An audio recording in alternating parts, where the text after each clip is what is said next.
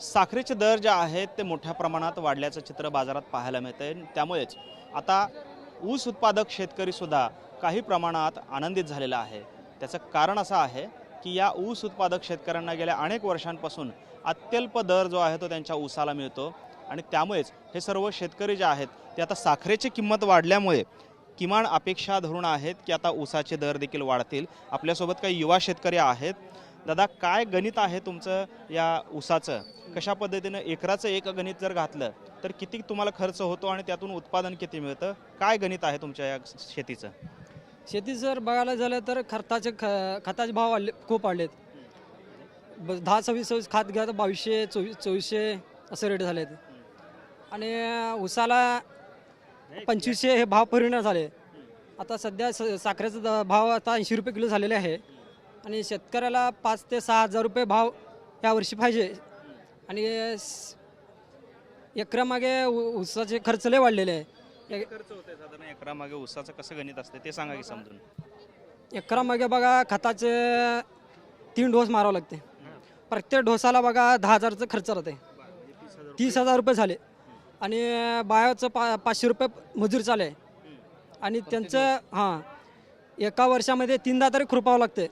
एका खुरपणाला 5,000 तरी खर्च येते आणि 3दा खुरपले तरी 15,000 रुपये येते आणि कीटकनाशकाचे ते हे लय आणि वर खर्च राहते सर आणि हे 3,000-2500 आपल्याला हमला का भाव परिणाम झाले। पण मग ऊसाचं प्रत्यक्ष पेरल्यापासून तुमच्या हातात उत्पन्न येईपर्यंत किती कालावधी जाते, किती महिने लागते त्याला? 14 महिने, एक वर्ष जाते, 12 महिने 13 महिने आणि आता 1 वर्ष झालं सर आणि बिल बघा आता 2500 दिलेले आहेत। अजून वरली बिल अजून दिलं नाहीत। वर्ष झालं आता, अजून 2 महिन्यात वर्ष होतंय। 2500चं बिल आम्हाला परवडत नाही। आज खर्च जर बघितला एकरामागे 50,000 रुपये खर्च येते। मग शेतकरी कसं करावं? मामा, तुम्ही सुद्धा एक जुने जाणते शेतकरी आहेत। किती वर्षापासून शेती करताय आणि गणित कसं आहे? 20 वर्षापासून करतो।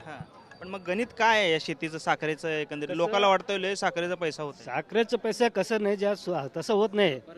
एकराला पडतात कमीत कमी 40 टन ऊस। किती खर्च येते? कमीत कमी 40-45 हजार एकराला खर्च येते।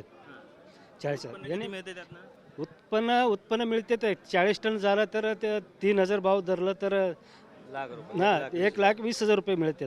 त्याच्यामध्ये फक्त खाताची लागवड ते त्याचीच लागवड तेवढं होते। आपलं काय पाणी सोडलं, हे वीज बिल ते अलगच राहणार असं होते। तर आता याने कसं परवडते? तर आम्ही आपलं घरातलं माणसं 2-3 माणसं आम्ही काम करतो, त्याचे पैशाचे उरत नाही। पण मग आता साखरेचे दर 80 रुपयाच्या पुढे गेलेत प्रति किलो। पण मग आता तुम्हाला काय अपेक्षा आहे सरकारकडून की साखरेचे दर वाढले? 6,000 5 ते 6,000 रुपये भाव पाहिजे उसाला प्रत्येक टन।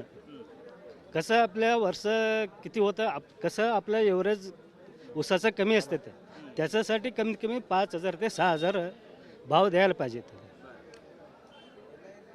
सरकार वाटते का किंवा काय यंत्रणा? गेल्या वर्षीचं ऊसाचं बिल दिलं नाही, अजून दिलं नाही।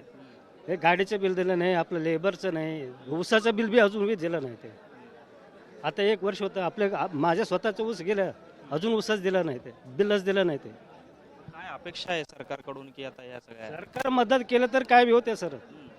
आता यांची कारखानवाल्याच नाही देता, व्यापारप्रमाणे सांगता येत नाही, अजून बी व्यापारप्रमाणे पहिल्यापासून बिलच दिलं नाही। आता तुम्हाला काय वाटतंय की हे जे दर आहेत साखरेचे हे असेच टिकून राहावेत बाजारामध्ये? तसं राहत नाही, तसं टिकून तसं राहत नाही। आता पुढच्या वेळी थोडं कमी पार होणारच। पण मग ह्याचा फायदा मग व्यापाऱ्याचा झाला, मग व्यापाराचीच होणार। आता आपल्याकडे कमीच दराने घेतले ना साखर, साखर तुमचा ऊस कमी दराने घेतला, त्याची साखर बनवली।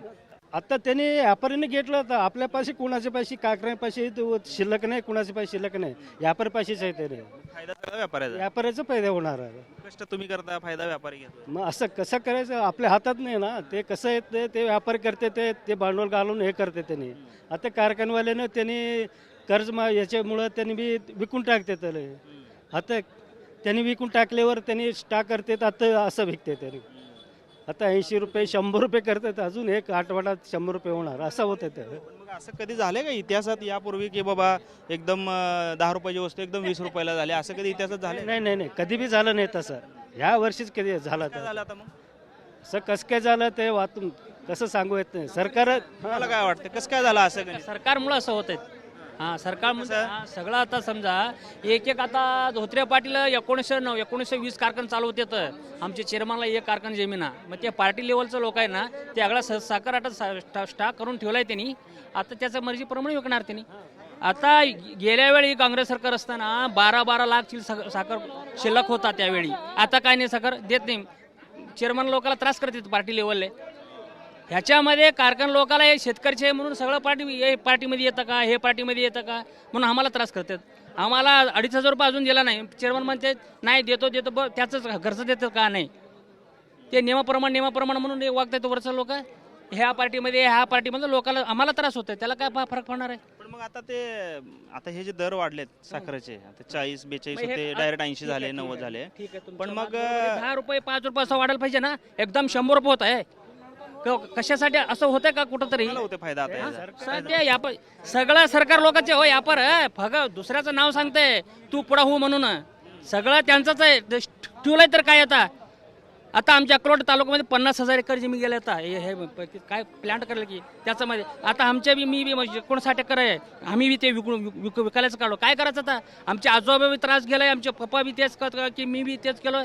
आता आमच्या काय लोकाला का पोराला काय शिक्षण करायचं नाही, काय नाही, पैसे नाही, काय नाही. करायचं काय करायचं.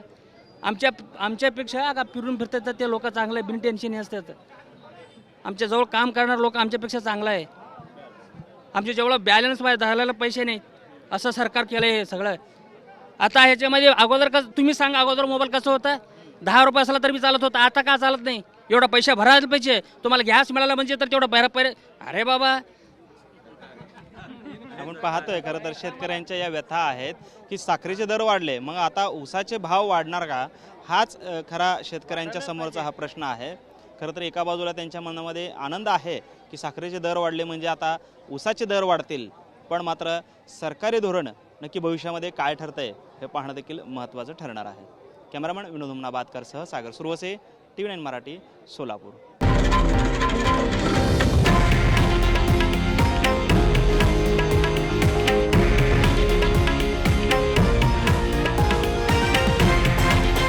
हे आहे देशातील नंबर 1 न्यूज नेटवर्क आणि आपण पाहत आहात TV9 मराठी, एकमेव.